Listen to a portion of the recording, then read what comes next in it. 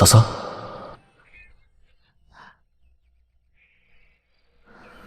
文州，你现在官拜首辅，一切要多加小心。我是婉婉养大的，从小到大，文州可有让婉婉失望过？没有，文州一直都很好。那婉婉嫁给我好不好？你别这样，我现在还是你名义上的嫂嫂，这件事还是要从长计议。婉婉只是答应了。别闹了，快去上朝啊！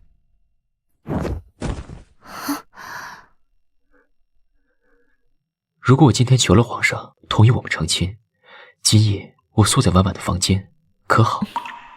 你个登徒子！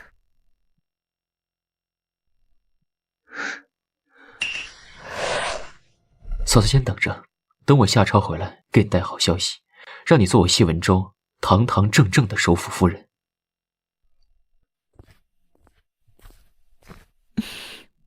10年前，我嫁给谢家长子谢文静为妻，还没来得及拜堂成亲，谢文静就和公公谢玄上了战场。2年后，边宫传来噩耗，说公公和夫君犯了军规，害得我军惨败，2人死在战场上，而谢家满门落罪，被贬为庶女。中了，中了，二少爷中了！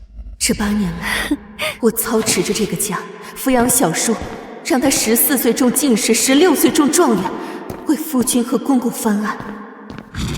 一晃又过了5年，小叔在朝中已经官拜首辅，而我也算是功成身就，以后可以安心过好日子了。夫人出大事了，将军回来了。你说谁回来了？就是10年前死在战场上的将军谢文静，您的丈夫。你真的是我的妻儿，你还活着！是，母亲，我还活着。老天保佑，让我儿终于回来了。母亲，儿子回来了，以后我好好孝敬你。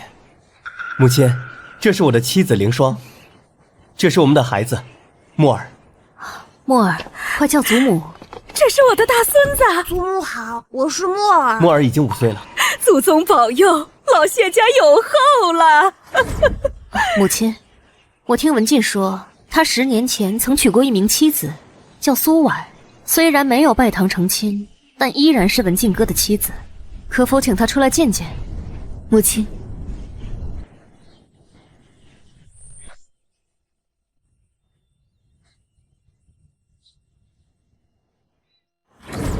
母亲，他是谁？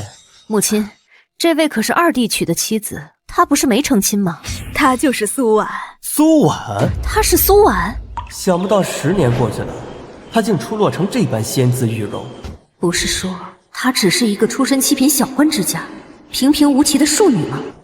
婉婉，文静回来了，这是天大的喜事啊，也是你的福气。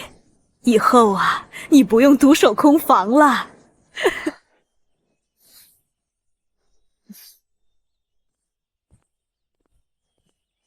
姐姐，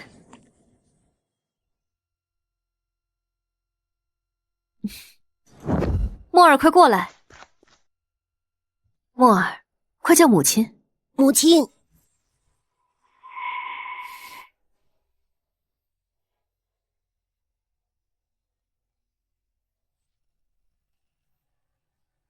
苏婉，这是林霜，我在边关的妻子。墨儿是我们的孩子。将军既在京中娶我为妻，在边关的就不叫娶妻，叫纳妾。苏婉，我和林霜在边关历尽生死，我们的感情不一样。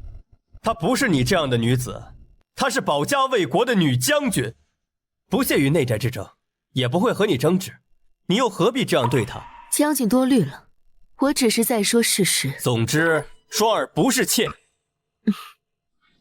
那将军打算如何处置呢？双儿和你一样，都是我的妻，我娶她做平妻，只是我们的感情不一样。她为我生了墨儿，以后你内宅那些阴损手段不许用在他身上。姐姐，我和文静哥在边关这些年一起出生入死，感情自然是要深厚一些。但我堂堂一女将军，所追求的自然是不同。说了你也不懂。总之，我不会和你争抢，我会劝文静哥对你好一些。那我倒是还要谢谢你啊。我和文静哥在边关立下战功，他官封4品，我为5品女将军。以后我和文静哥来支撑着谢府，姐姐在内院享福便可。至于要不要谢我，就要看姐姐的良心了。你这样的内宅女子，就算有几分姿色，又如何能跟我比？文静哥只会爱我。谢文静，我有几个问题要问你。当初在战场上到底发生了什么？为什么你活着回来？公公呢？是啊，文静，你父亲呢？母亲，当初我和父亲领兵上阵杀敌，但是不知道为什么突然就被敌军的大军冲散了。是父亲掩护我撤退，我掉到河中侥幸逃亡。那你父亲呢？父亲死在了敌军的刀剑之下，尸骨无存。那你活下来之后呢？是凌霜救了我的命。我在边关边养伤边调查军中之事，想为我和父亲洗刷冤屈。抱歉母亲，我没能救下父亲。你能活着回来就已经很不错了。后来不知道为什么，皇上发现冤枉了我们父子，为我们平反。既然如此，我便在边关保家卫国，上阵杀敌，为谢家重振家业。皇上自己发现，为了给谢家洗刷冤屈，我和文州苦苦熬了8年，差点把命都搭进去了。姐姐这种内院享福之人，自然是不会知道那种艰苦。既然你没死，为什么不捎口信回来？你不知道这对谢家有多重要吗？边关之事，岂是你一个妇人能懂的？贪生怕死，怕被问罪，便不敢让外界知道还活着。现在谢家发达了，就赶着回来了。谢文静，你真是让人失望。人回来了就好，以前的事情啊，不要追究了啊。一家人好好的过日子，好日子还在后头呢。母亲，我还有事，就先去忙了。母亲，你看他什么态度？这10年，婉婉能操持这个家也不容易。先不说了，我的大孙子也累了，你们先去安顿吧。这苏婉好大的脾气。老夫人把人安排到哪儿了？禀夫人，安排在了西院。不过奴婢打听到，那位林夫人听说您住在主院，就跟将军说也要搬到主院来。派人看好他们，没有我的允许，不准他们踏入我的院子半步。是。他怎么这个时候回来了？偏偏现在回来。文州，你怎么可以私闯我的卧房？叶文静回来了，嫂嫂你是不是就不要我了？文州，你冷静一点。其他事情我都可以冷静，唯独这件事情我冷静不了。今天在御书房已经求皇上同意我娶你了，偏偏这个时候他回来了。是啊，谢文静竟然活着回来了。其他事我都可以答应你，你让我去死都行，但你答应过我要嫁给我，你不能不要我。谁阻止我们在一起，我就除掉谁。文州，你要干什么？嫂嫂，我是不是太没人性，吓到你了？这10年来，你想让我成为什么样的人，我就成为什么样的人。可唯独你没说过，你爱的人是什么样的。我也不知道我能不能成为那样子。文州很好，如果不是你，我早就被那帮贼人侵犯了。你一个罪臣遗孀，老子看得上你，那是你的福气。你别过来！竟然敢咬我！你们都一起上，别把人弄死。回头卖到军营里当军妓。你别过来！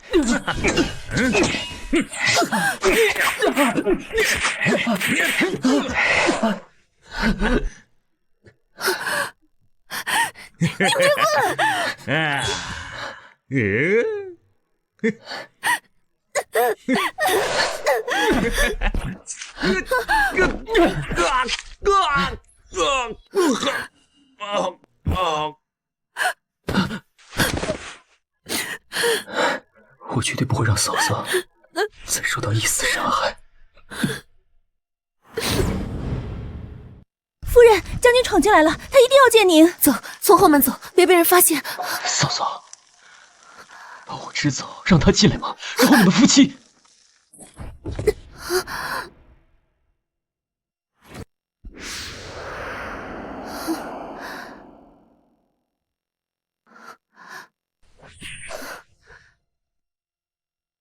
谢文哲，我和谢文静是没有可能的，我不爱他，我只是想一个万全之策，可以让我们好好过生活。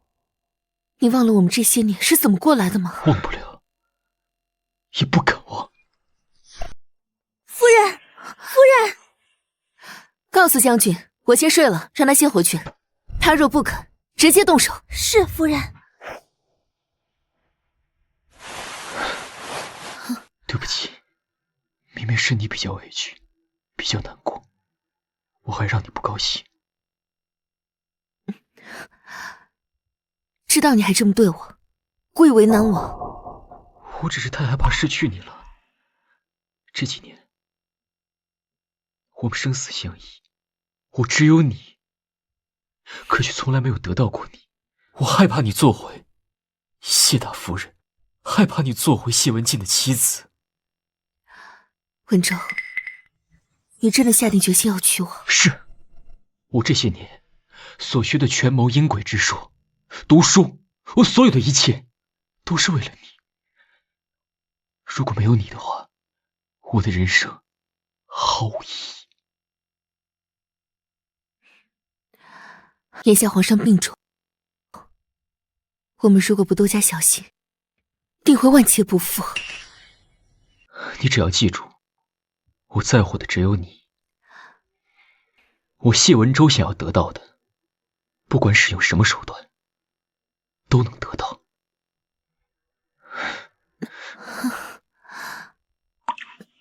这是我夫人的院子，我是这个院子的主子。本将军要见自己的夫人，你们这些狗奴才也敢拦着？都给我滚！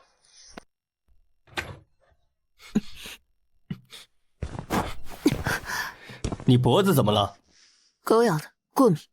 我帮你看看。不用，你们是怎么办事的？我说过，没有我的允许，任何人不准进入我的院子半步。你们都死了吗？苏婉，你这是什么意思？要把你的夫君赶走吗？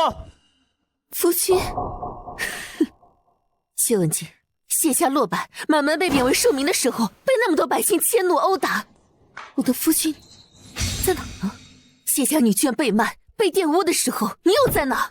谢家全家上街乞讨，只求一口活命的食物的时候，你又在哪呢？我苏婉的夫君，早在8年前就已经死了，把他扔出去！你，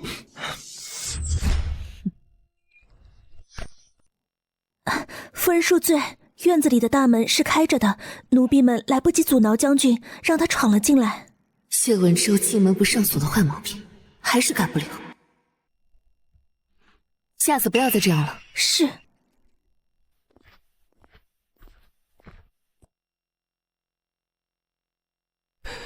目前谢家落难，过得很难吗？是啊，很难。要不是婉婉撑着我们这一家，估计都活不下来。竟真的有这么难吗？就算如此，姐姐也不应该这样对文静哥。哪家做夫人的有这样对夫君的？文静啊，你有10年没有回来了，这些年发生了太多的事情，你和婉婉的事得慢慢来。老夫人竟然偏袒着苏婉，我得尽快将掌家权夺过来，完成太子交给我的任务。母亲，再难，能有在战场上难吗？文静哥是4品将军，他这么做，把文静哥和谢府的面子置于何处？内宅夫人果真是小肚鸡肠。这件事我会去跟婉婉说的。婉婉这些年也不容易，你突然……女人都需要耐心哄才行。老夫人、林夫人、大爷，苏夫人又出门去了。母亲，他昨日那样对夫君，不第一时间来给他道歉，居然还在外面抛头露面，谁家做主母的是他这样的？苏婉，是我太惯着他了。母亲，内宅夫人果然就是爱使小性子，如何能成事？如果姐姐忙的话，其实我也可以帮忙一二的。是啊，母亲，双儿是能够带兵攻城的女将军，管家自然不在话下，有她管家，我想必能是让家宅更加安宁。分了他苏婉的管家权，看他还怎么跟我嚣张，他一定会哭着求。是啊，母亲，我和文静哥夫妻一条心，之前能在战场上里应外合，百战百胜，我能替他管家，定也能让谢家家宅更加兴旺。双儿已经给文静生下木儿，他和文静是一条心，谢家只有掌握在文静一方手中，才算是真正的谢家。母亲，您觉得怎么样？也行，有双儿帮着婉婉分忧，她也轻松些。回头我跟她说说。多谢母亲，儿媳定不会让你失望。静儿，回头你多哄哄婉婉，最好让她给你生个一儿半女。有了孩子，到时候她定什么都听你的。母亲，这……你信母亲？如果生孩子是为了控制住苏婉也行，等我长了家，她苏婉便只能在我手下讨生活。今天府里情况怎么样？昨夜的事，今天一早，大爷和林夫人就闹到了老夫人那里去。哦，大爷昨天摔伤了胳膊，老夫人抱着他抹了半天眼泪，儿啊肉啊的，心疼的不得了。老夫人这么心疼？是啊，不仅心疼大爷，还心疼那位小长孙。今天一早就接他到院中去玩，还说要请青山院长收谢幕为弟子，教他读书呢。他真是好福气啊！请青山院长？说来也奇怪，同样是亲生的，老夫人对二爷好像一直很生疏，反而对那位死了10年的大爷和小长孙是真的亲。一个娘生的，怎会如此亲疏有别？该不会谢文州不是老夫人亲生的？施主，你有空帮我去一趟谢家老宅，帮我查查老夫人她那一辈和二爷的关系。是。夫人，老夫人来了。让老夫人进来，你们都出去吧。婉婉，你昨晚和文静闹别扭的事情，母亲都已经知道了。这些年委屈你了。不委屈，如此便好。你和文静始终是夫妻，你们分开10年，生分是自然的，以后日子好好相处，感情就有了。母亲的意思是？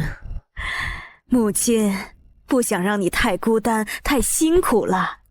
以后有文静陪着你，日子会更好过。要是再生个孩子，你这院子就更热闹了。母亲让我跟文静生孩子。母亲让我跟文静生孩子。是啊，你们是夫妻，有个孩子自然是最好的。母亲以前甚至暗示过让我和谢文州在一起，现在竟然让我给谢文静生孩子。苏婉，就凭你和谢文州那毛头小子，还想为谢家翻案？老子先玩玩你，再把你扔到我军营里去！滚开！放开我！你敢以身入局，老子让你有来无回！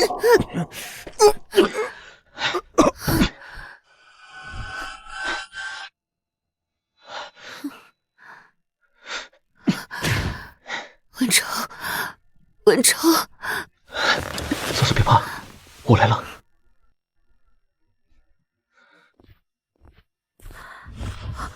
婉婉这是？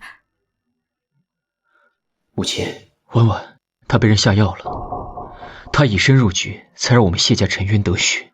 他对我们谢家的恩情大于天，所以还请母亲对此事保密。你带婉婉走吧，她虽然是你嫂子，但是她和你大哥还没有拜过堂，还是清白的。母亲，你大哥已经死了很多年了，你们俩就算在一起也不为过。婉婉，婉婉，婉婉，你有什么想法？还是婉婉有什么想法？没，就是他已经死了10年了，我一时之间无法接受这个现实。慢慢来，慢慢来。凌霜是朝中的女将军，声名在外，文武双全，有这样一个夫人，对谢家来说也是极好的。有她为你分忧，以后的日子会更好过。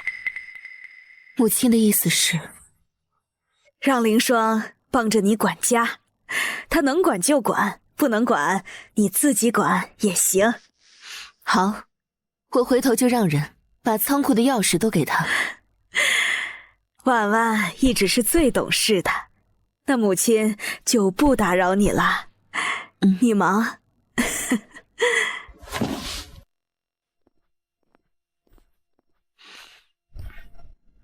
恭送母亲，竟把主意都打到我身上来了。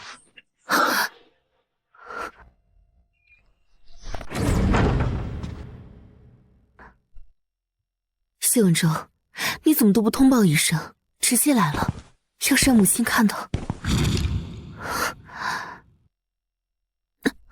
你真的要给谢文静生孩子？你觉得有可能吗？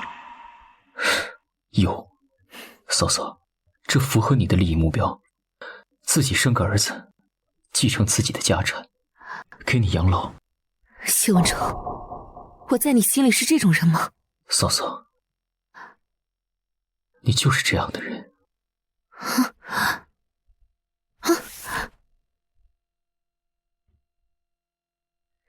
你这是干什么？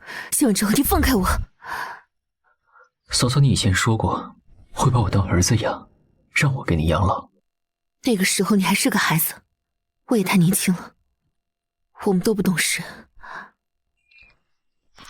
谢文州，你别……所以嫂嫂也是想生个儿子。你不喜欢大哥，不想跟他生，会考虑让我效劳吗？所以首府大人愿意吗？你真打算跟我玩一出小叔子偷情生子的戏码吗？想想都刺激。所以你愿不愿意啊？你真打算让我一辈子当见不得人的情妇吗？首府大人可愿意？不，我不愿意。我要你作为谢文州的妻子。你做不到，我会用我的办法。我真是疯了才会那样做。什么？放着康庄大道不走，我为什么要走那些阴险泥泞的小路呢？嫂子的意思是，我们之前被人冤枉，被人踩在阴沟里，我们面对的都是坚定的小人，并且十分强大，可以使用手段，但是这次情况不一样。可是我觉得现在并没有什么不同。他谢文静当初没死，为什么不回来和你一起面对？他才是那个最知情的人。好，他选择装死，还另外娶妻生子，他现在就不应该回来。他现在就不应该回来。这是我跟他的婚事，是私事，在外人眼里，他谢文静并没有犯什么大过错，他跟林霜找个理由就可以糊弄过去。对付这无情无义之人，用什么手段都不为过。我要跟他堂堂正正的解除婚姻，我们要堂堂正正的活在京中。嫂嫂，文州，在别人眼里，你可以是备受争议的权臣，但是在皇上、在百姓眼里，你一定要是一个忠君爱国的好臣子。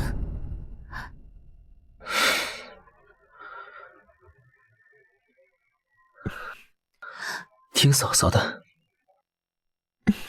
下次不许动手动脚了，疼。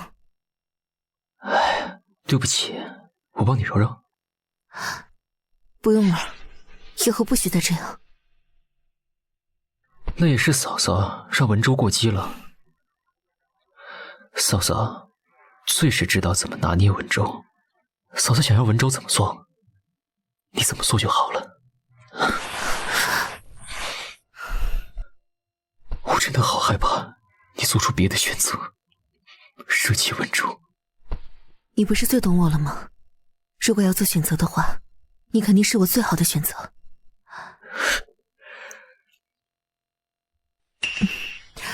让你查的事怎么样了？这么多年了，我和嫂嫂真是心有灵犀。油腔滑调，你小的时候可不是这样。林霜的母亲是前兵部尚书杨尚书的庶妹杨氏，就是5年前我们翻案对付杨尚书时，暗中帮助我们的杨氏。是。这，他也算是出身英烈了。事情没有那么简单。8年前，林霜就已经在战场上，他是个传讯小兵，给我父亲传假讯的人就是他。什么？这个凌霜女将军在战场上立功不多，她升得这么快，一定有问题。继续查下去。文州，听嫂嫂的。你觉得他们早不回来晚不回来，偏偏在这个时候回来，是什么目的？嫂嫂心里已经有答案了。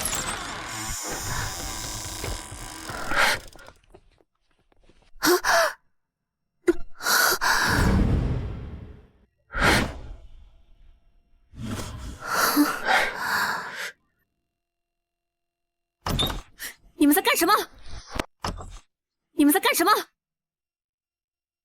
林夫人，不报备就进我的房间，这就是你的教养。你就凭你，本将军的礼岂是你能受？找死！二弟，这件事我们去前厅说。好，那我们就当着母亲的面一起说，免得又说我冤枉你。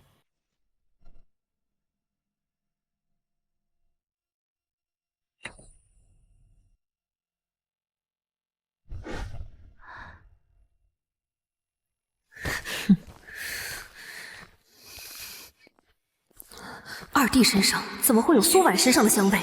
这怎么可能？母亲，苏氏答应让我管账管家，却只给我空账本，库房也是空的。苏婉，我早就跟你说过，让你不要用你后宅的阴鬼手段用在双儿身上，你竟然一个字都没听进去。林将军要帮谢将军管家，我交给他便是。当着母亲的面撒谎，这账本分明就是空的，库房也是，除了灰尘什么也没有。母亲，啊，我也不知道啊，这10年来都是婉婉管家的。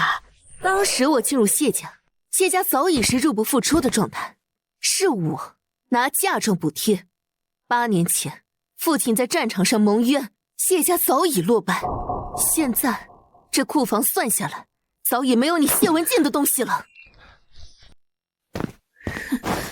可这偌大的谢府，还有你们母亲穿的锦衣奢服，每日的珍馐美食，这1日1000金的花费，还有你苏婉头上的发饰，都价值1000金，这些都是从哪儿来的？林将军觉得是哪儿来的呢？哼，难道都是小叔的？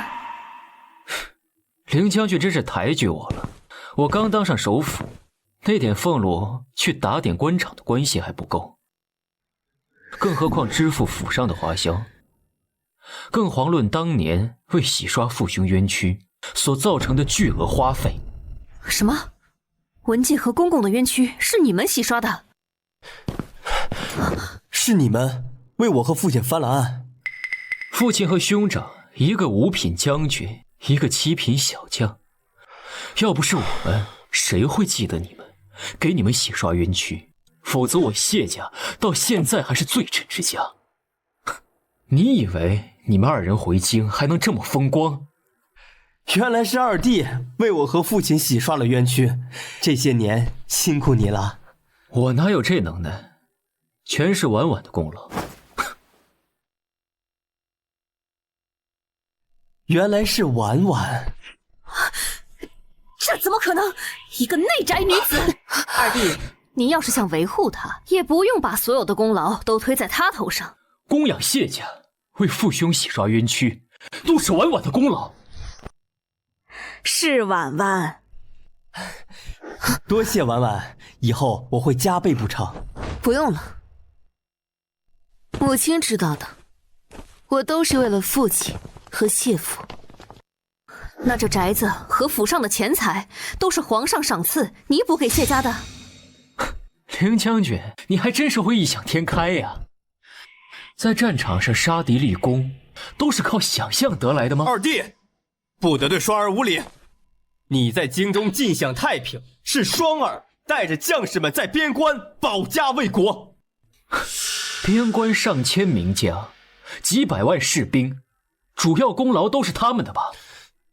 大哥，按照你这样所说，荆州很安全？当然，你没有上过战场，你是不知道战场上的凶险。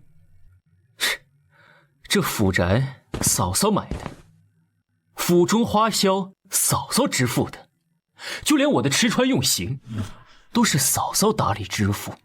苏婉哪来的钱？她一个女人，怎么能有这么大的能耐？事实就是如此。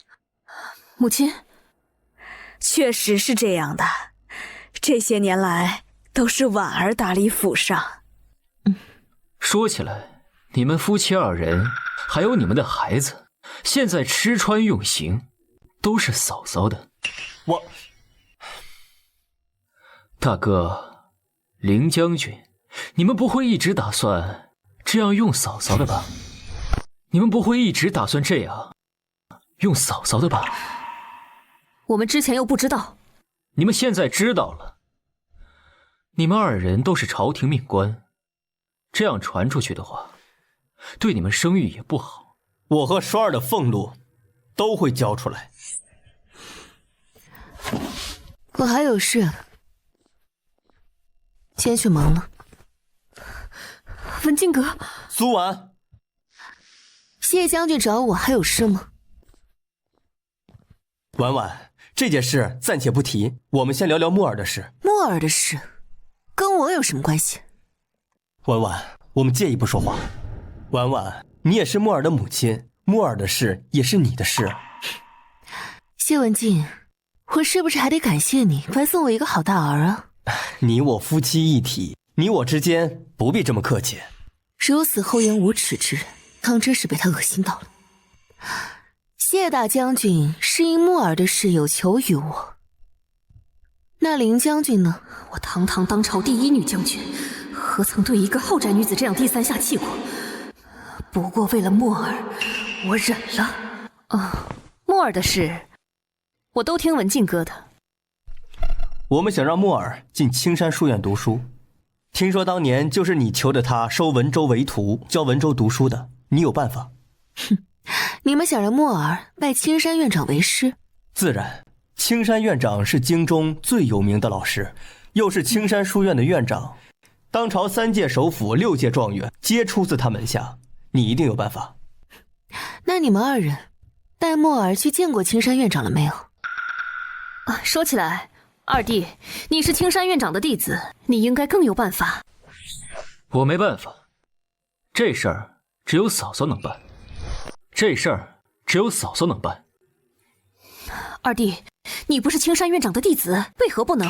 是啊，二弟，你不能，为何婉婉能？二弟，你莫不是不愿帮我们？你和文静哥是亲兄弟，又同朝为官，应该互相扶持才对啊。哎，我和二弟是亲兄弟，他自然不会不帮我，只是二弟为何？二弟，你为何这样看着苏轼？你们也说了，当朝3届首辅、6届状元，全部都出自青山院长门下，他收人自然有他的规矩。是我考虑不周。二弟是当朝首辅，如果二弟推荐木耳到青山院长门下，会被朝廷视为朝中官宦，皆出自青山院长门下。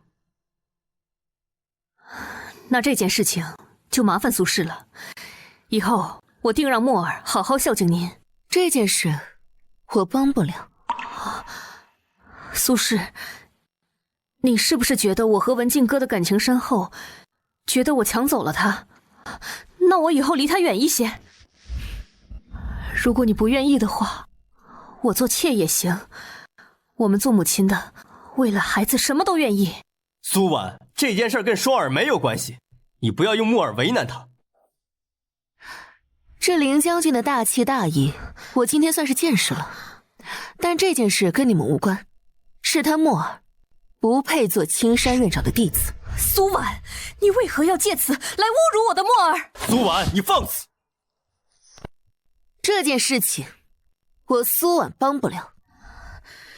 苏婉，你就是想报复我，你怎么报复我都行。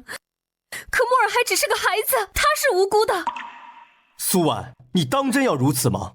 当初谢家被贬为庶民，你还能求青山院长收二弟为徒。现在谢家是首府府，墨儿为什么不行？你们也说了，二弟是首府，他当年认真读书，14岁中进士。他是考入进士以后得到青山院长的赏识，才被他收入门下的。你也说了，二弟是14岁中进士，我的墨儿才5岁，再等10年，何尝不能中进士？别说进士，我的墨儿14岁中状元都行。我看你就是想报复我。苏婉，有什么你冲着我来，你何必为难双儿？谢墨已经5岁，却未启蒙，除了每天打打闹闹的，他还能干什么？我的墨儿在边关长大，我和文静哥在边关保家卫国，所以耽误了他的启蒙。可他还未启蒙，你凭什么这样断定他的前程？就凭他这段日子以来，已经打跑了3位教书先生。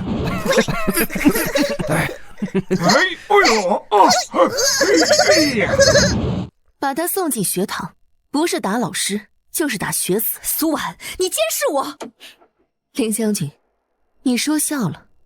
你这几日给墨儿请的老师都是京城闻名的，你开口就给1000金，随随便便就调走了我3000两黄金，我还不能问问去处？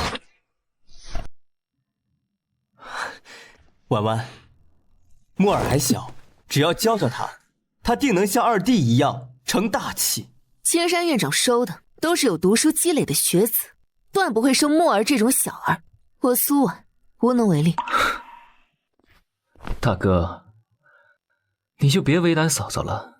你要是把谢墨送到青山学院去，他要是拒收了，传出去，天底下还有哪个先生敢教谢墨？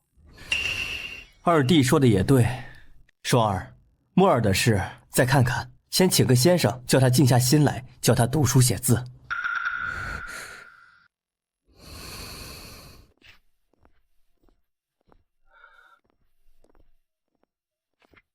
凌霜的事，我会抓紧去查。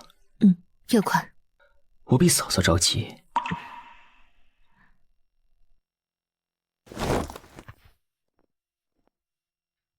母亲，真如二弟所说，这些年来是苏婉在撑着这个家，为我和父亲翻案的。绝无可能，她一个后宅女子，怎么可能做得到？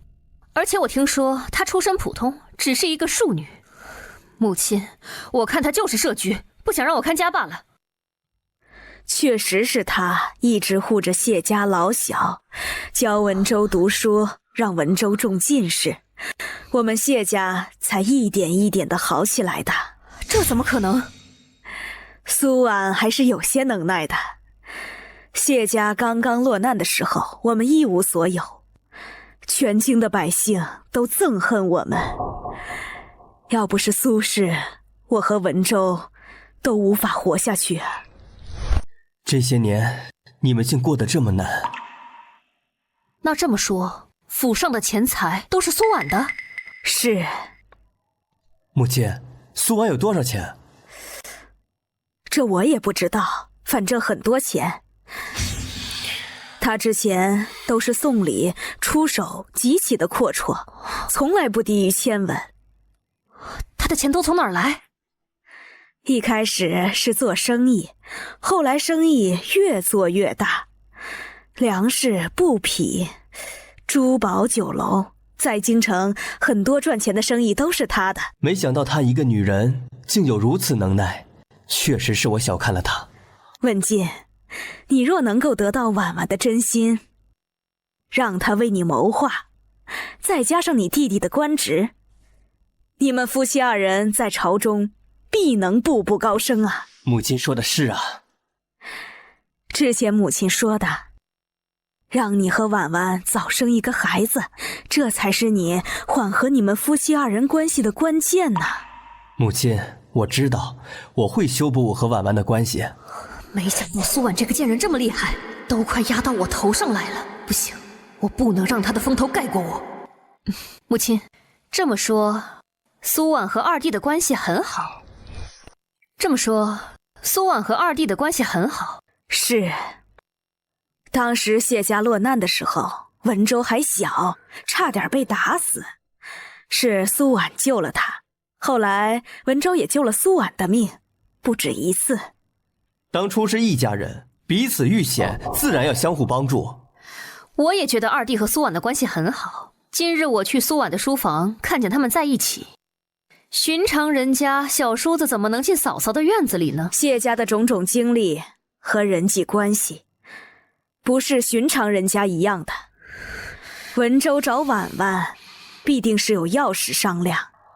母亲，听你说，二弟中进士之前都是苏婉教他读的书。是。二弟日夜苦读，苏婉定是日夜陪伴，两人共处一室吧。那时二弟还小，世家13、14岁的男儿都有陪床丫鬟了。双儿，你是个眼界高的，你也觉得眼下文静和婉婉修复夫妻关系，你们大房二位平妻和睦共处好是吧？母亲，我一直是这样想的。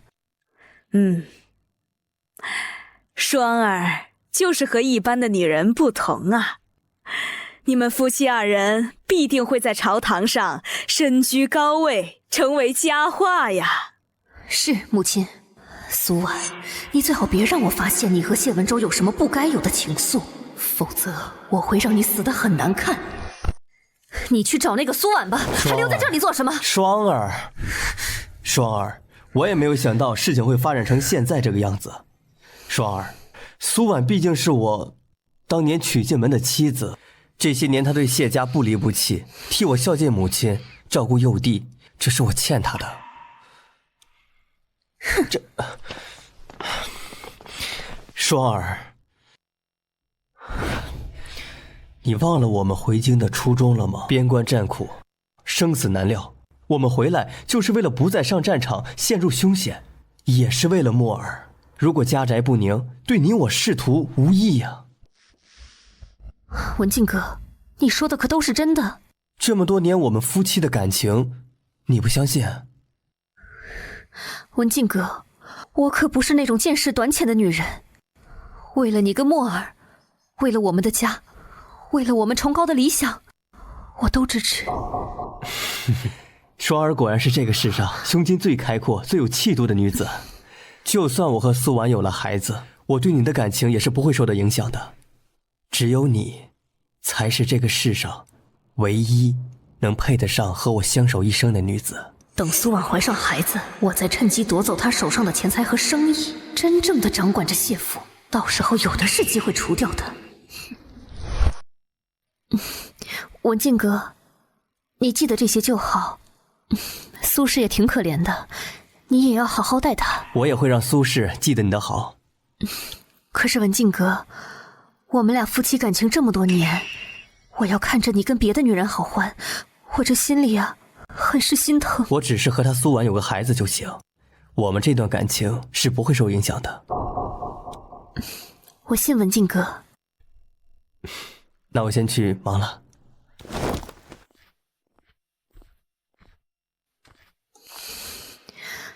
不行，我不能被苏婉比下去，我的墨儿更不能被看轻。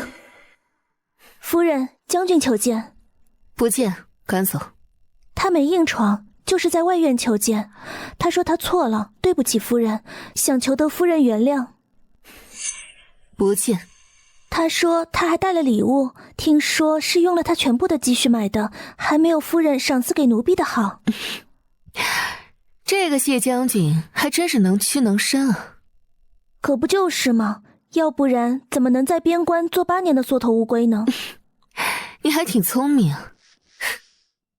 夫人早些休息吧，明日一早还要去看铺子呢。退下吧。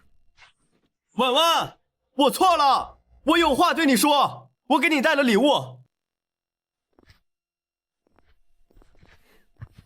说了不见，回去。嫂嫂，连我也不见了。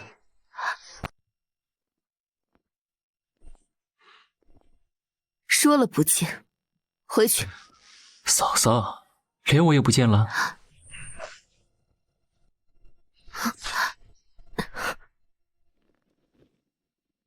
你是怎么进来的？嫂嫂教给我如何开锁，嫂嫂忘了？谢文州，你是不是打算这辈子都不听我的话？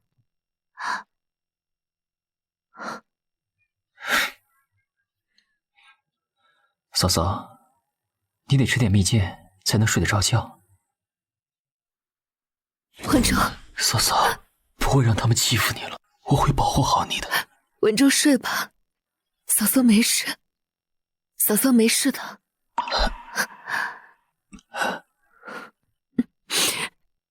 嫂嫂陪着你。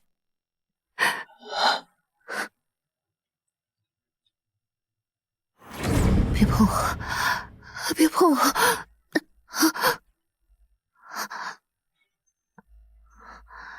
嫂嫂别怕，坏人都被我杀了，你安心入睡吧。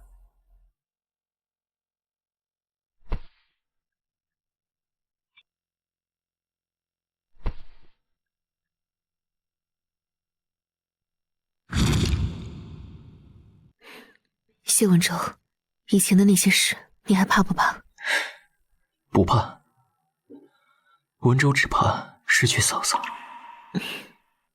凌霜之事背后牵扯极深，再给我点时间。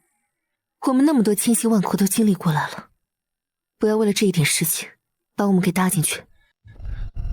我知道，嫂嫂喜欢过太平自由的日子，以后就一直这样过。你快回去吧，别被人发现。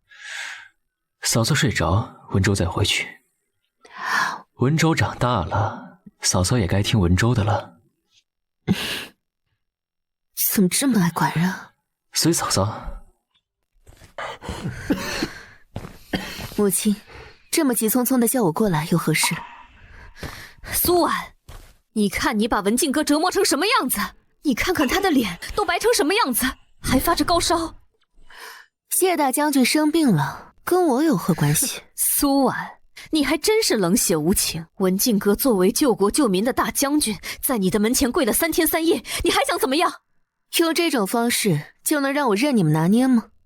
不是说你们根本不屑于内宅之争吗？怎么如此手段，是使得如此得心应手？苏婉，你大胆！刘女将军，怎么要拿你的官威压在我身上？那么请问，我犯了什么罪？你别以为我不敢治你的罪，你这叫不敬夫君之罪。就算我现在打你板子，再到皇上那里也说得过去。林大将军好大的官威啊！谁敢伤害我嫂嫂，我就算杀了他，皇上也不会多说什么。文州，别胡说八道，这只是你2位嫂嫂的争执。我可不敢称林大将军为嫂嫂。哼，二弟，你这么护着苏氏，还不惜要诛杀朝廷命官，你该不会是对他别有情意吧？谢文州，你该不会是对他别有情意吧？谢文州，苏婉是谢家的主母，是谢家的主子，谁敢伤害她、欺负她，谁死。8年前如此，现在如此，从今往后也如此。谢文州，你该不会是爱……凌霜，住口！二弟，我已经从母亲口中得知，当年我和父亲在战场上出事，是婉婉以一己之力扶着整个谢家，对二弟更是有救命抚育之恩。长嫂如母，二弟这样对婉婉，那也是应该的。大哥说的对，我定会好好护着她。婉婉嫂嫂，算了，我暂时还需要苏婉和谢文州。是我愧对婉婉，婉婉怪我，那也是应该的。我以后会好好补偿的。我还有事，先去忙了。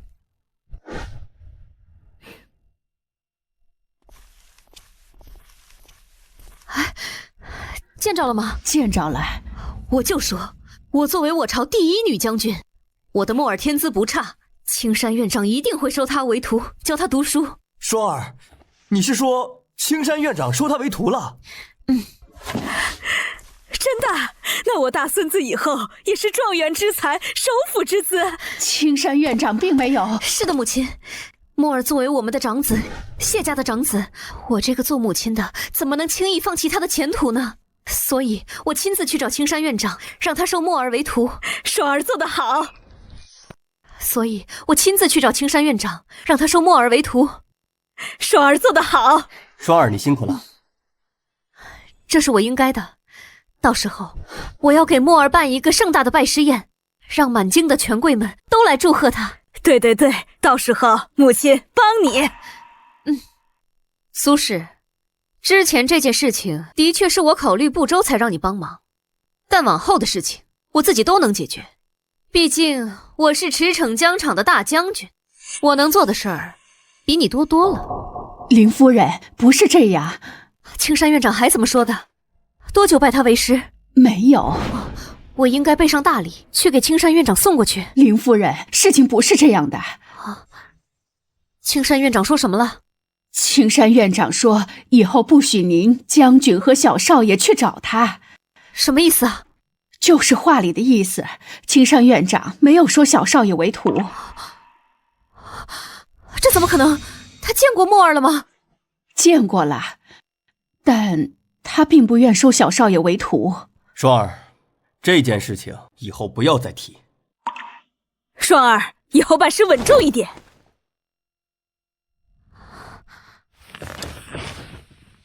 青山院长还说什么了？他说把太白丹青还给苏夫人。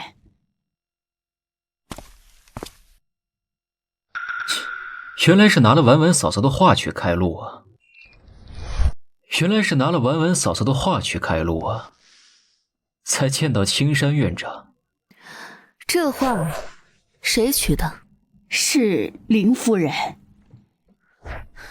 林霜，你既然会拿太白丹青去开青山院长的门，你就应该知道这太白丹青是什么东西，对吧？我自然是知道。这话是我在机缘巧合之下花黄金3万两去取得，我放在谢家家宅里当做定宅之宝，你不问自取，这叫偷。林霜，这就是你作为女大将军的作风。苏婉，你竟然敢这样对本将军！林将军好大的官威啊！拿了婉婉嫂嫂这么贵重的东西，都够你下狱1年以上了。回头我就向皇上参你一本。温州，不可，这是家事，不能闹到朝堂上去。嫂嫂，你说该怎么处置？下不为例。林霜，我告诉你，离我的东西远点，再有下次，别怪我手下无情。林将军，给我嫂嫂道歉。你要本将军向他道歉。婉婉，我替林霜向你道歉，这件事是他唐突了，我以后一定补偿你。怎么道歉也有替人效劳的。谢将军、林将军，你们还真是有诚意啊。向婉婉道歉。你要我向他道歉？道歉。苏氏，这件事我错了，对不起。林将军盗窃这么贵重的物品，道个歉都这么委屈，果然是你的作风。你看说，轻易放过他们，现在不是岂不让嫂嫂白气的时候。被欺负？现在朝廷上那么多眼睛盯着你，现在把这个事情闹大了，损失最大的是你。多谢嫂嫂关心。小小姐，凌霜，先去忙吧，我和文静说说话。是。凌霜，先去忙吧，我和文静说说话。是。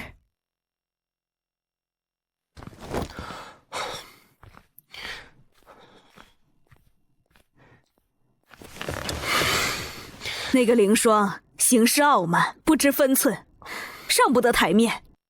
母亲，凌霜常年在战场，更擅长打仗杀敌。那一套在战场上就算了，在京中得改改。你看苏婉，漂亮大方，行事高雅，从来不出错。只有苏婉才能帮你繁荣府宅，在官场上步步高升。可是母亲，婉婉貌似并不喜欢我。喜不喜欢你，都是你的妻子。母亲，我连婉婉的门都进不去，这可怎么办？讨好女人需要点办法。母亲跟你说。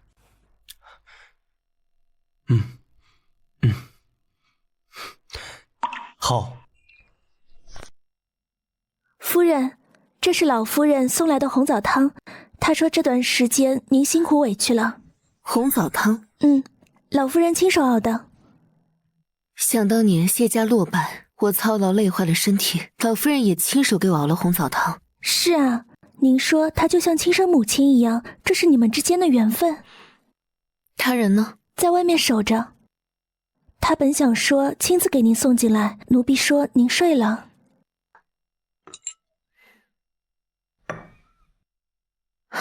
告诉老夫人，我最近身体操劳，无心操劳家务。是，奴婢这就去回老夫人。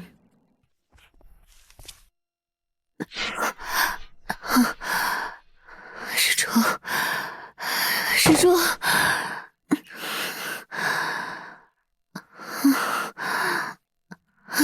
施主，施主，婉婉，你怎么了？怎么是你？怎么是你？施主呢？石珠啊，我不知道，是母亲叫我来看看你。滚开！别碰我！苏婉，到底发生了什么？谢文静，别碰我！滚开！你竟敢拿刀指着我！我是你的丈夫。谢文静，滚开！别逼我跟你反目成仇，对你可没有什么好处。苏婉，我是你的丈夫，我们之间无论发生什么都是天经地义的。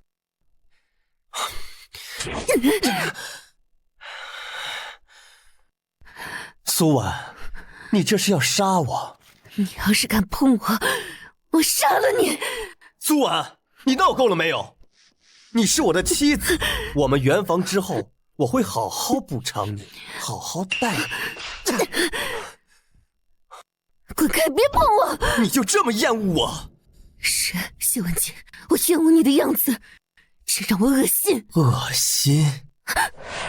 苏婉，我都这样迁就你了，你还想我怎么样？我的夫君谢文静是个死人，可我是个活人。你在我眼里已经死了。苏婉，我可以包容你的一切，包容你的过往。过了今晚，就是一对寻常夫妻。放开我！别碰我！放开我！别碰我！我要杀了你！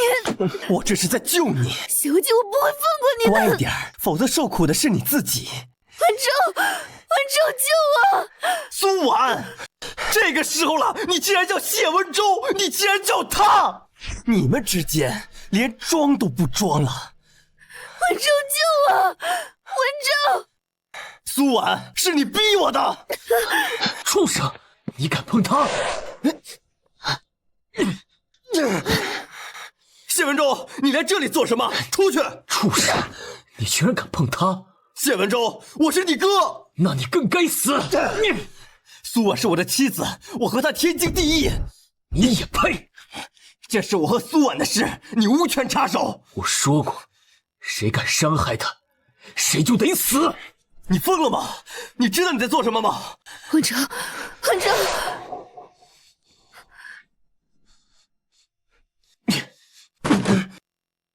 要不是我在战场上受了伤，我又何至于落此地步？来人，把他给我扔出去，看好院子，别让人进来。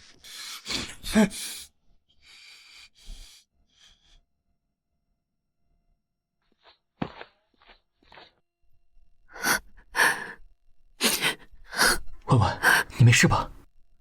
我没事。文静哥，你怎么受伤了？你们这群狗奴才！守好这里，不许人进来。是苏婉伤了你？没事。哼，他简直是要反了！我这就去军营调兵。不可，这是家事，不能宣扬出去。哼，他苏婉好大的胆子！总有一天，我一定会拆了他那身硬骨头。文静，你怎么还在这里？受伤了？是苏婉，她竟用刀刺伤文静哥。里面什么情况？母亲，是文州把我赶出来的。文州？他今天不是有事不回来吗？我特意挑了他不在的时机，他怎么回来了？母亲，他回来了。苏婉是他的嫂嫂，他们这么做成何体统？将军后退，否则别怪我们不客气。滚开！文静，我这就去军营调兵，杀了他们！不可，这件事情绝对不能传出去。不说别的，你们两个以后在朝中如何立足？好，我去杀了他们。凌霜，你不是他们的对手。嫂嫂，你好些了吗？我去叫人请府医过来。不用了，我已经服过药了，没问题。好，我守着你。不行，你回去。都这时候了，嫂嫂，你还在乎这些虚名的影响吗？我怕他们破罐子破摔，针对你。不用怕，一切有我，我会处理好的。你这样，我守着你，我才放心。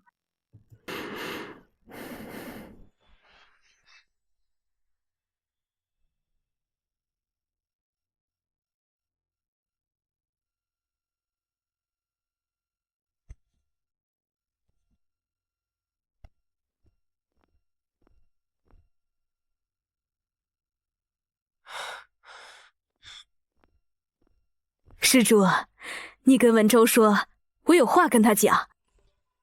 二爷说了，他已经为夫人服了药，他会一直守着夫人，直到夫人完全好起来。几位还是好好想想怎么给夫人请罪吧。好，好，好，你跟文州说，都是我的错，以后我会好好补偿婉婉的。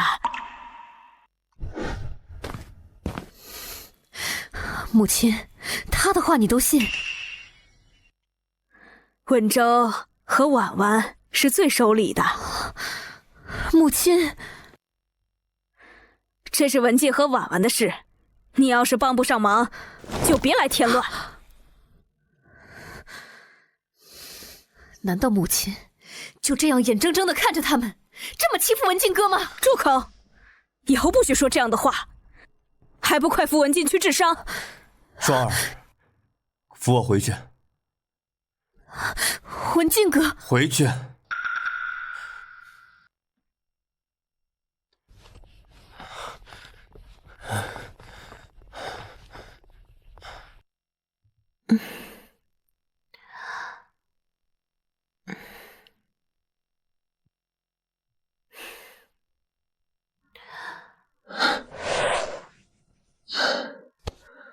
你醒了，感觉怎么样？你一晚上没睡，就守在这儿。感觉怎么样？我没事。回头啊，我跟皇上求点补品，给你好好补补。我这什么补品没有啊？也不怕皇上笑话你。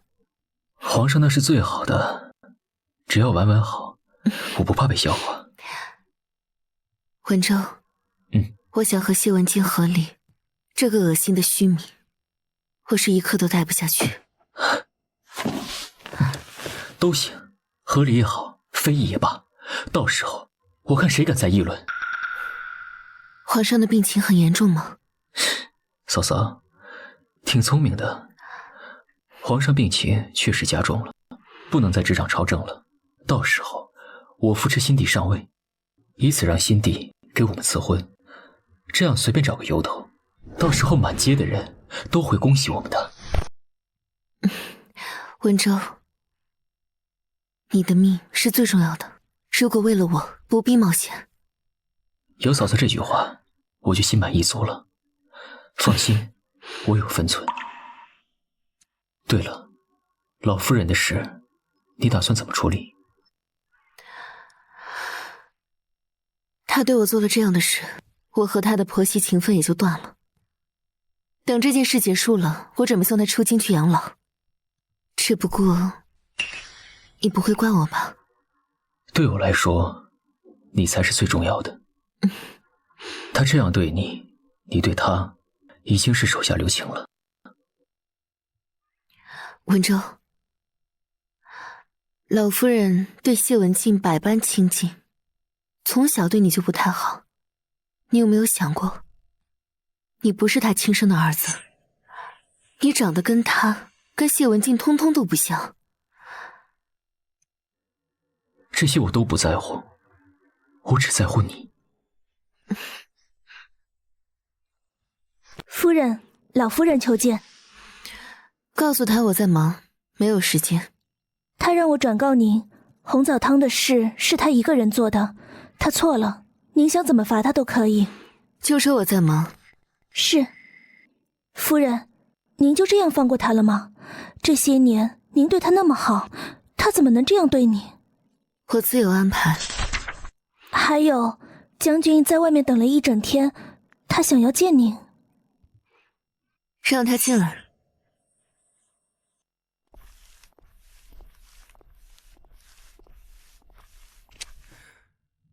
婉婉，对不起，母亲这样做也是希望我们夫妻之间的关系尽快好起来，你不要怪她。我怪不怪他，你能替我做得了主？你想怎么怪罪我都行。都行。是。谢文静，我想你请旨回边关，永远别再回来。苏婉，你要这么对我？你看吧，你自己说的话根本做不到。我不会离开京城的，其他的条件我都可以答应你。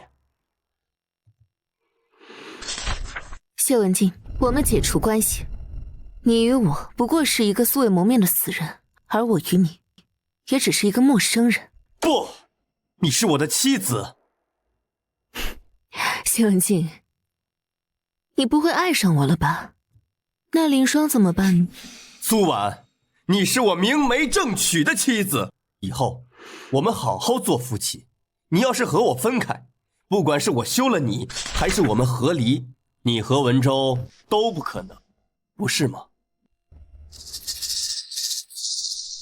苏婉，我们这样是最好的。你年纪也不小了，做我的夫人，我们生儿育女，共度一生，这是你最好的人生。谢文静，你和林霜已经相爱多年，并且也有孩子了。我只是一个陌生人，我没有兴趣参与你们。而且你也说了，我年纪也不小了，我对这些情情爱爱早没有了兴趣。那谢文州呢？我和文州共患难了这么多年，远比你和林霜在沙场上更加凶险曲折。你抛弃我们的这10年，已经给我造成了不可磨灭的伤害。苏婉，来日方长，咱们夫妻之间慢慢来。你的意思是，我们之间没得商量？你好好休息。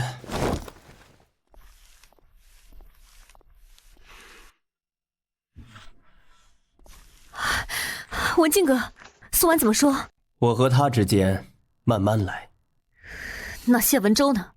你真的相信那天晚上他们什么都没做？苏婉可是中了药的。那天晚上的事儿，不可能。谢文静，那谢文舟的身上有苏婉的香味，他们之间根本就不清白。他看苏婉的眼神更不清白。住口，凌霜！这样的话，以后不要从你的口中说出来。这你都能容忍？你该不会是爱上他了？哎。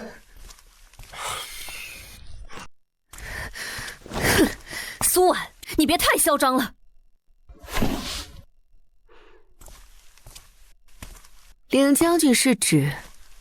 哼，我对你那么好，还让文静哥也对你好，你竟然不知廉耻那样对他，还和谢文舟。凌霜，你一直说你跟谢文静感情深厚，一直让我跟他圆房，让我们修复好关系，你就不怕他爱上我，对你变心吗？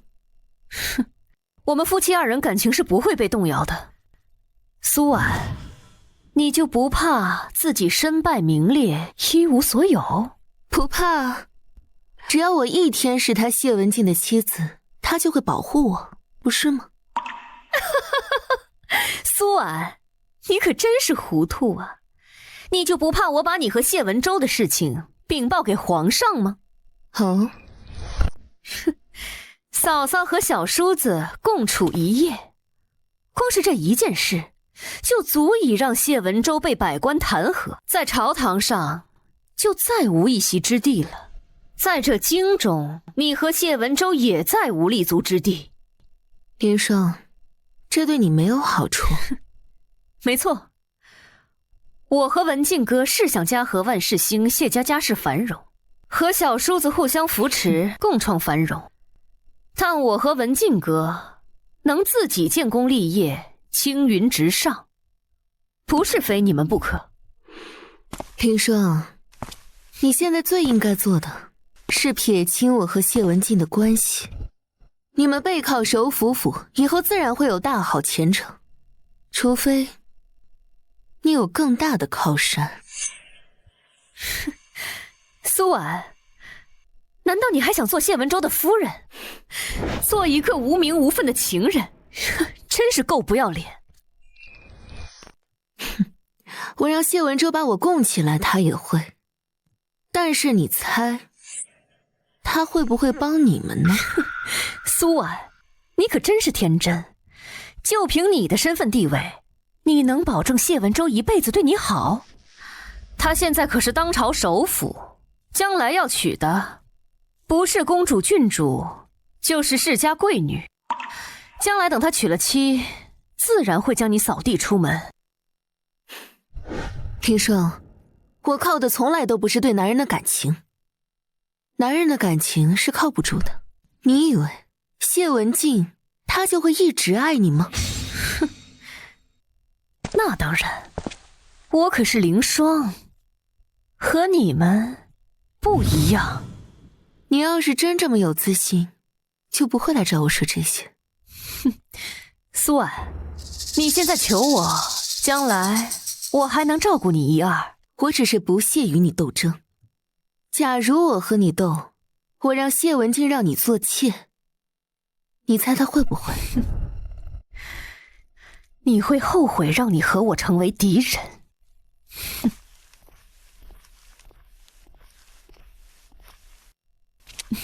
文舟回来了。你去找婉婉嫂嫂了？她说你会把她供着一辈子。自然。她还说她一辈子都会纠缠你，哪怕毁掉你的名声。你到底想说什么？文舟，嫂嫂知道是苏婉勾引了你。她这种人为了一己私欲不顾你的名声，她这个不知廉耻的荡妇！你敢骂她？找死！放开我！找死！放开我！你算什么东西？你也配骂她？谢文静都死了18年了，我和嫂嫂何错之有？这些年我们一直克己守礼，从未有过半分逾越。你是什么东西，也配跟她比？你连她的一根头发丝都比不上，你你要是再敢说一个侮辱他的字，我拔了你舌头！告诉你，别再出现在婉婉面前，脏了他的眼。谢文州，你疯了！你要是这么认为，也可以。你就这么顾及他，不顾你的仕途了吗？管好你自己的事吧，我的事不用你操心。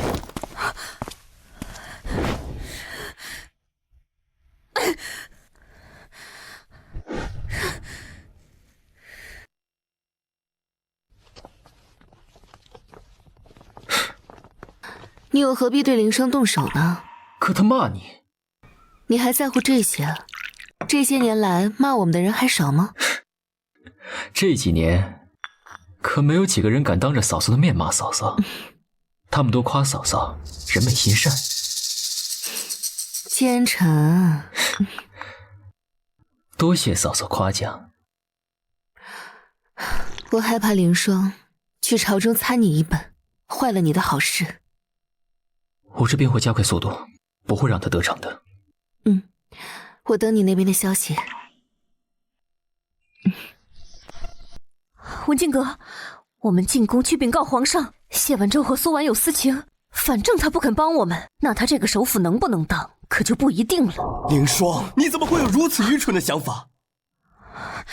他都快掐死我了，他肯定不会帮我们。谢府一家一荣俱荣，一损俱损呐！我跟你说过，我跟太子殿下有私交，有太子殿下帮我们，我们一定能和谢文州、苏婉撇清关系。住口！以后这样的话不许再提。谢文静，你是不是爱上了苏婉？你这是为了保护她。凌霜，你不是说你无心这些后宅之事吗？怎么现在纠缠起这些来了？这可不像你。那苏婉呢？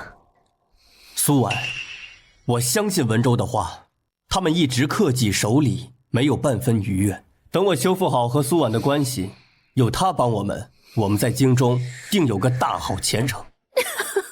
这才多久？谢文静，你就真的爱上了他？为了他，可以做到这种地步？苏婉，如今皇上病重，正是关键时期，你不要误了大事。苏婉说的没错，男人的感情根本靠不住。现在关键时期，我得想办法完成太子交给我的任务。等太子一登基，他谢文州也得跪在我的脚下。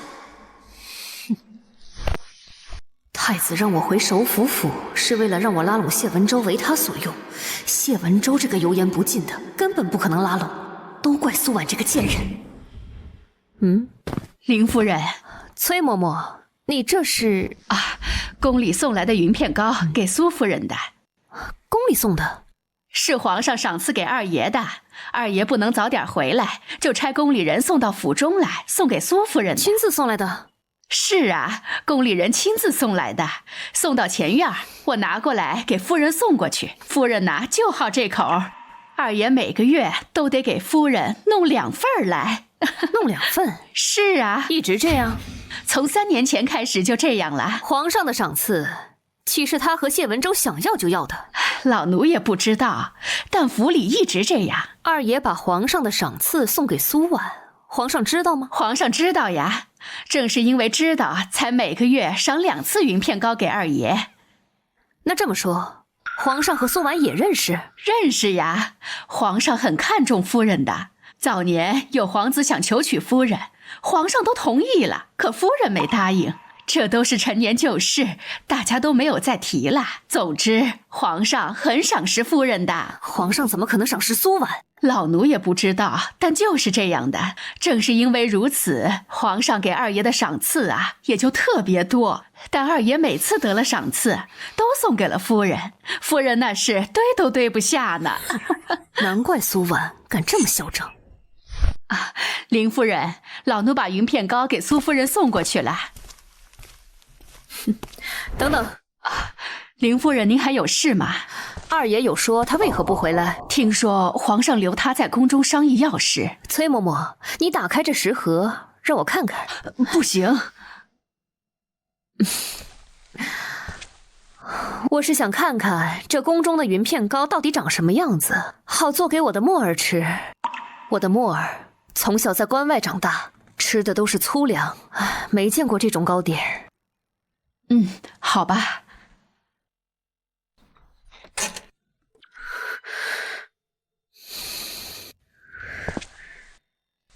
林夫人别碰。啊？苏夫人不喜欢别人碰过的食物，她又尝不出来。不，她尝得出。以往下人手碰过的东西，她都不吃。怎么可能？她一介庶女出身，怎么可能尝得出来？过得这么讲究，谁惯的她？有二爷在，夫人无论想吃什么、想要什么、想做什么，二爷都能帮她实现。我们在边关出入生死，风餐露宿，她苏婉竟过得如此好。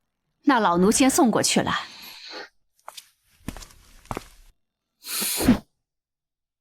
苏婉，你可就别怪我。你要是知道你死在了谢文州亲手送的糕点中，一定也会很痛苦吧？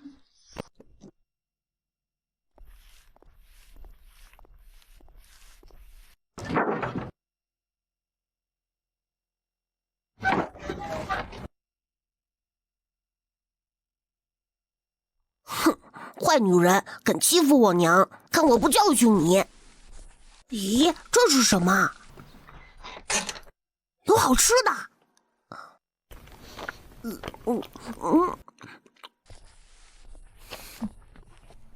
前几日我向苏轼说了一些不该说的话，今天特地来找他道歉求和的。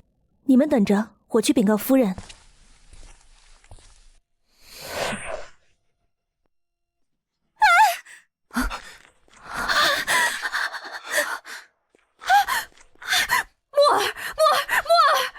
是吧？你醒醒啊！怎么回事？是苏婉，是苏婉杀了我的墨儿！墨儿，我的大孙子！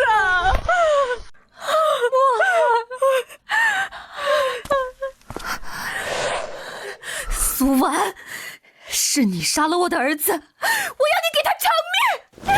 你找死！是苏婉，她杀了我的孩子！你说是就是。怎么回事？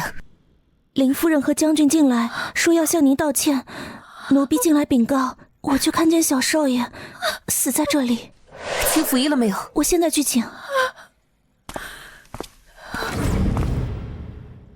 这个云片糕是崔嬷嬷送来的，您不在，我就让她放在了书房。奴婢已经派人去打听过了，她来的路上遇到了林霜。搜她的房。是。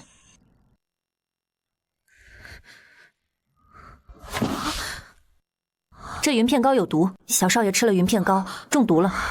大夫，大夫，快救救我儿子！快救救我儿子！夫人，发现的太晚了。我的墨儿，怎么会有毒？谁下的毒？墨儿啊，我的孙子啊，墨儿啊！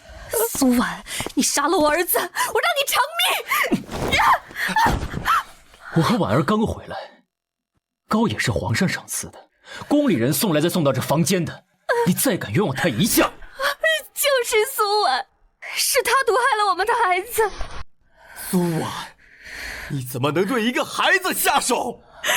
苏婉，孩子是无辜的呀，你怎么就这么狠心啊？云片糕是宫里送来的，婉婉刚跟我从宫里回来，她是清白的。你们要是再敢污蔑他，我去把刑部的人叫来，以污蔑之罪告你，或者咱们去找皇上对质啊！夫人，查到了，交给府医。是。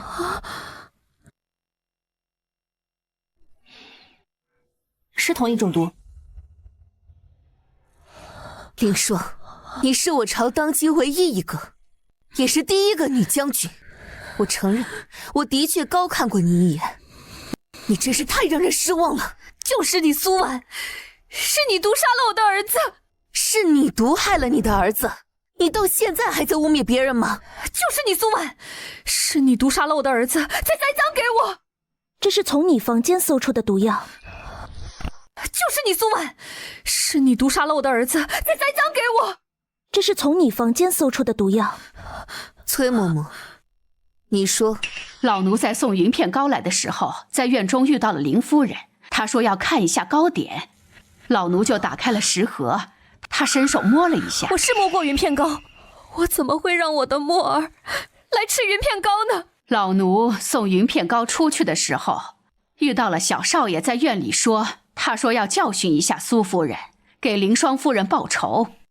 老奴劝了几句就走了。就是你苏婉，你的院中看管那么严格，我的墨儿怎么可能进得去你的书房？谢墨已经来我们院中好几次了，守门的下人不让他进来，他自己就爬墙挖墙洞。我们院中才堵上了几个墙洞，现在又多了一个新的。谢文静，你瞎了吧？谢墨身上还带着泥土，他分明就是钻墙洞进来的。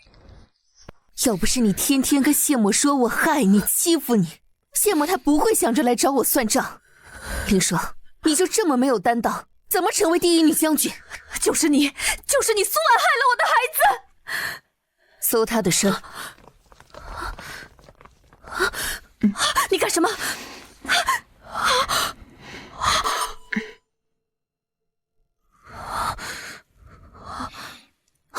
是同一种毒。谢文静，这就是你大义大气、不屑于内宅之争的好女人。毒妇，你不配做墨儿的母亲。你这个毒妇，你还我孙子！你还我孙子！母亲，谢文静，要不要我派个人去把刑部的人找过来？不必，这是我自己的家事，我自己处理。你最好管好你的人。以后凌霜要是再敢污蔑嫂子，我杀了他。苏婉，谢文静说他要休我，他说要休了我。林霜，要换成是别人，你早就死了。他竟然还想休了我，和你好好过日子，还想让你生一个儿子，取代我们的墨儿。别在我这发疯，滚出去！苏婉，还没完呢！我这就进宫去禀告皇上，你和谢文忠有私情，让全天下的人都知道你们那见不得光的关系。我要让你们身败名裂，为我死去的墨儿付出代价，叫你们都踩在脚底下。我早就知道你不是什么好东西，但是林霜，你怎么能无耻到这种程度啊？你到现在都觉得你儿子的死是别人的原因吗？就是因为你，否则我也不会给你下毒，我的墨儿也不会死。你还自称是当朝第一女将军，女人的表率，你看看你现在这个样子，别给我们女人丢人。我这就进宫，向皇上禀报你和谢文州的私情。我这就进宫。凌霜，你说什么？我要去禀告皇上，你和你嫂嫂有私情，我看你这个首辅还怎么做！还敢败坏我们嫂嫂的名声！文州，不要为了这种人脏了你自己的手。来人，把凌霜押回自己的房间，告诉谢文静，让她看好她的人。是夫人。干什么？放开我！我要去禀告皇上，我要禀告他们有私情。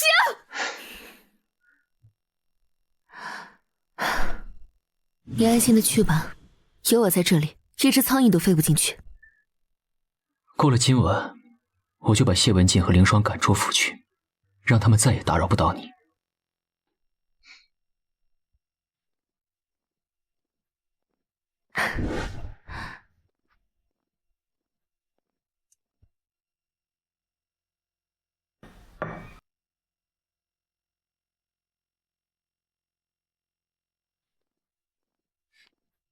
对不起，是我没看好凌霜，打扰到你了。你这样有意思吗，谢文静？墨儿她死了，她受了刺激，所以才会这样。你真的了解凌霜吗？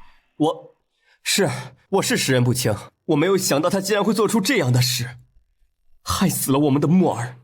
知道了，你先出去吧。婉婉，我是真的想好好补偿你。这件事明天再说。婉婉，我不管你信不信，我还是想要告诉你，这段时间以来，我爱上了你。我以后会做一个好丈夫，用一辈子时间来补偿你。你先出去。好，你先好好休息，明天再聊。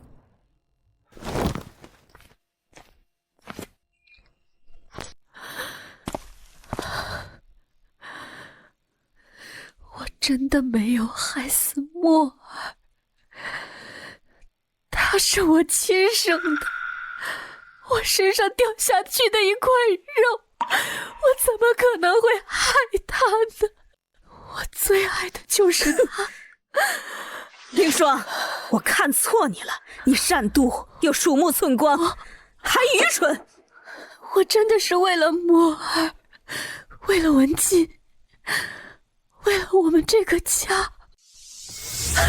好，你既然是为了文静，你先离开谢府，去寺庙里待上半年，为木儿诵经祈福。你这是要把我赶出去？就说你愚蠢，你现在待在府里，只会让文静和大家对你更加的憎恶。你先离开谢府一段时间，等文静和婉婉感情好了，等文静成了一家之主，再把你接回来。你要让文静当一家之主？自然，他是谢家的长子，生来就是谢家的家主。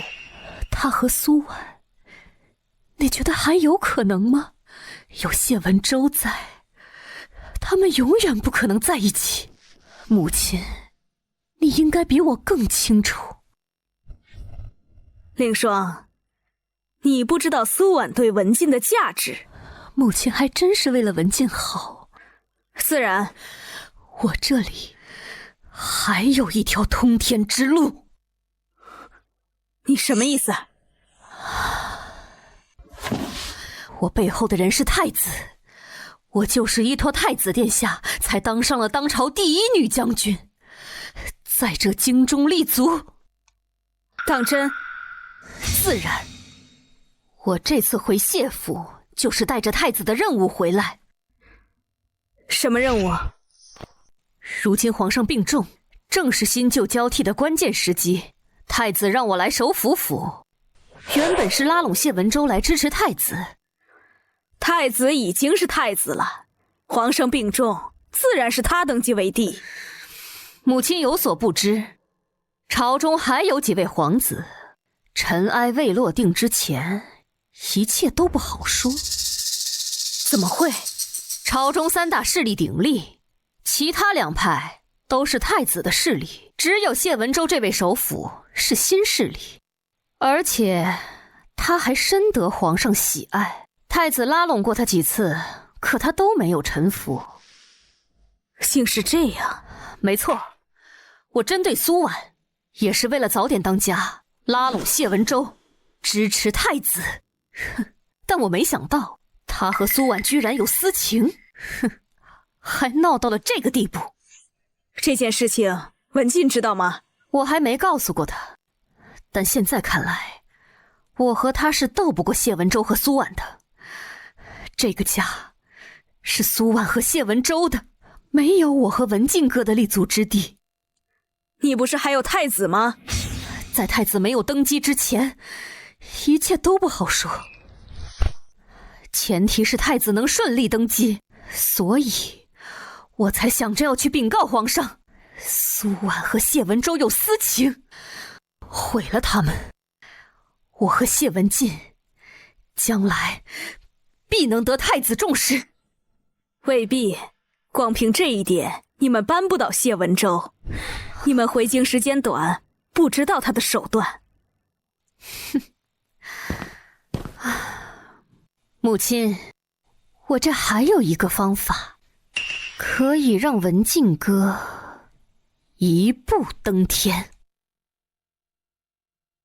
什么办法？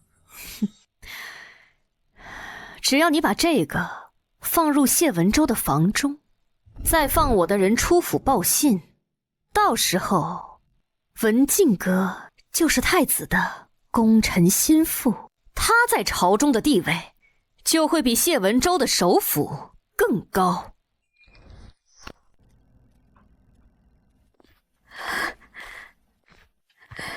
母亲，这么晚了不睡觉，你要去哪儿啊？墨儿死后，我夜不能寐，我去找文州说说话。母亲，文州今日上早朝，还没回来呢。那我去他房里坐坐。拦住他，给我搜！狗奴才，放开我！素婉，你反了！夫人，怎么了？你的好母亲要拿着这些东西去你房里坐坐。母亲，这是凌霜给我的。石珠，去把凌霜和谢文静给我请过来。是。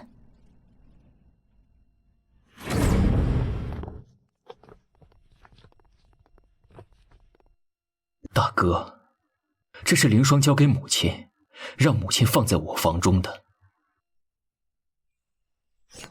大哥，这是凌霜交给母亲，让母亲放在我房中的。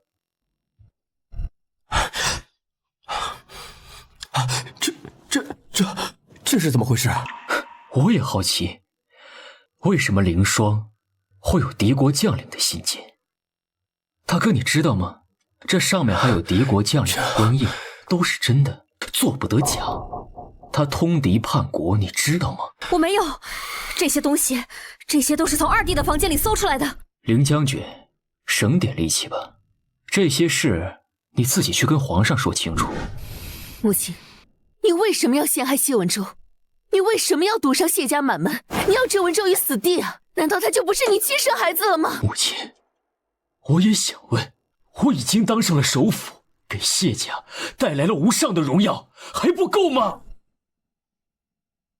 我不相信，一个亲生母亲能贴心到如此境地。你要给文州一个解释。夫人，派到谢家祖籍打探的人回来了。这位是谢家祖籍的方姑姑，听说我们的人要打听二爷的身世，就跟着来了。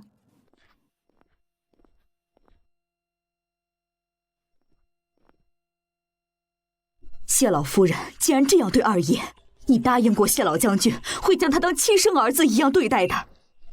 方姑姑，老夫人污蔑文州通敌叛国，要置他于死地。苏夫人，二爷，老夫人这样做是因为你不是他的亲生儿子。这样挺好。母亲，我和二弟不是亲兄弟。老夫人，就算文州不是你亲生的，是谢家的庶子，可是他对谢家功不可没，一直以来把你当亲生母亲，你不该这么对他。他是庶子，就该去死，成全我的儿子。凭什么？谢玄答应过我，他这辈子只爱我这一个人，一生一世一双人。可文静才5岁的时候，就从外面带了一个外世子回来，他背叛了我，他就是背叛我的证据。谢文州，我只恨我自己没有在你小的时候掐死你。老夫人，你答应过谢将军要好好待文州，视他如己出，你怎么能食言？他都背叛我了，那我为什么要遵守诺言？不能欺骗他，应付他？错了，谢老将军并没有背叛你，文州并不是他的亲生儿子。你说什么？老将军没有背叛你，文州不是他的亲生儿子，只是因为文州身份特殊，迫不得已，为了保护他才这样和你说的。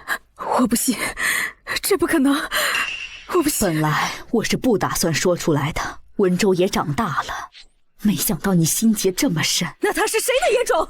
他并非野种，而是身份贵重的皇嗣，身上流着皇上的血。什么？你说谢文州是皇上的儿子？没错，他的母妃是宫中的一个嫔妃丽嫔，我便是他身边侍奉的姑姑。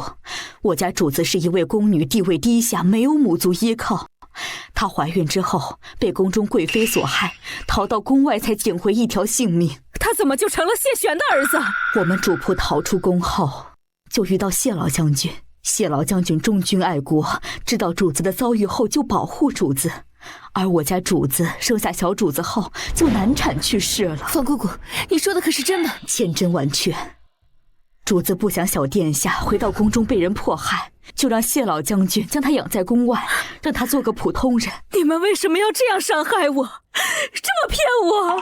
老夫人，我们也不想伤害你，可小主子这样的身世不这样隐瞒，只怕你早把他交出去了，他还怎么活命？你说谢文周是皇上的儿子，他就是皇子了吗？我身上有信物，二爷随我进宫，一起面见皇上，便能确定身份。这么说，他还真的是皇子。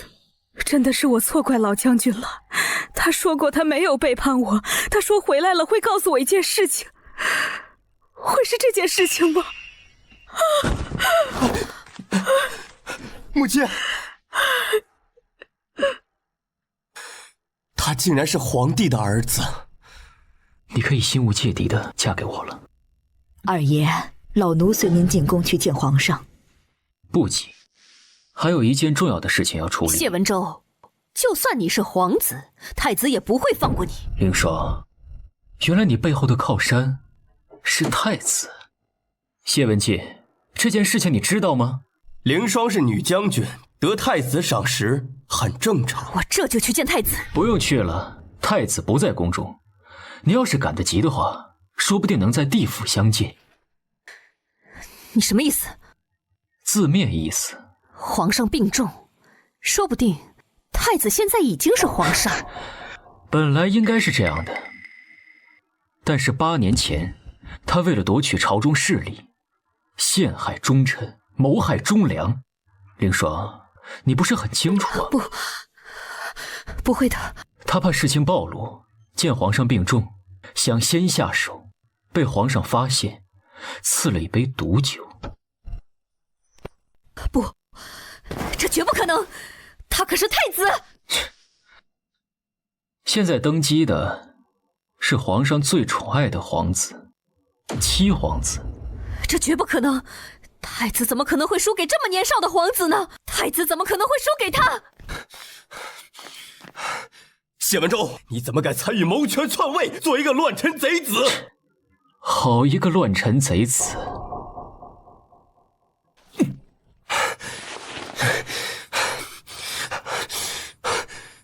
不，这不可能。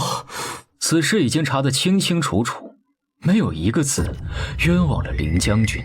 不可能，凌霜不会做这些的。哥，你不好好想一想，以凌霜她的心性和能力，能在战场上立功，成为我朝第一个女将军。当年你和父亲接到传讯，提前进攻敌军，这件事你没查过吗？太子派凌霜他们给你和父亲传假讯，让你们提前进攻，导致援军没跟上，粮草没跟上，最后战败。他便趁机夺取了兵部和户部的政权。你呢，成了替罪羊。你是说，是凌霜假传消息给老将军和文静，害他们的？没错，凌霜是太子的爪牙。竟然是这样，竟然是这样！贱人，你害死了我的丈夫，害死了我的儿子！那又如何？我何错之有？这世界上本来就是成王败寇，弱肉强食。凌霜，你母亲是杨家培养出来贿赂权贵的工具，可是她用心培养你，让你摆脱了这样的命。你别跟我提她，她这种软弱卑贱之人，不值得一提。所以你一直看不起女人，轻贱女人。女人本就弱，本贱。凌霜，你比你母亲可差多了。她出身低贱，可是她努力的摆脱了那样的命运。而你呢？你说什么？5年前，我和文周替谢家翻案，是你母亲杨氏在背后帮忙，又站出来作证，她是铁骨铮铮的女英雄。不，这怎么可能？凌霜，你让你母亲蒙羞了。凌霜假传军令，让数十万将士战死战场，心底要亲自审查。不，文静哥，你救救我！你救救我！凌霜，我真是瞎了眼！我一直以为你是一个好女人，我真蠢呐！谢文静，皇上也念你深受其害，如果你重回边关，一辈子镇守在边关，将功补过，皇上不会追究你。我儿只是被这个贱人蒙蔽了，怎么能让他一辈子待在边关？皇上会封他为3品将军，如果他再立大功，皇上会继续加封，这也是谢家满门的荣耀。母亲，我愿意去边关，我想去。把老夫人送回谢家祖宅，好好侍奉。谢文昭，你能这样对我？母亲，你应该感谢婉婉心善，一直敬你如母。要是换做别人那样对她的话，你早就死了。好了，你是不是该带方姑姑去看看皇上了？不对，是太上皇了。晚些再去。一直觉得皇上对你很好，原来你们是亲父子，冥冥之中的缘分。是啊，我跟皇上相处久了之后，也觉得特别亲切。他必然也特别满意你这个儿子的。那当然了，我这么优秀，他还得靠我扶持新帝。给你个礼物，嫂嫂。这是什么？赐婚圣旨。这么快就拿到了？七皇子一立下皇位，马上就给咱俩赐婚了。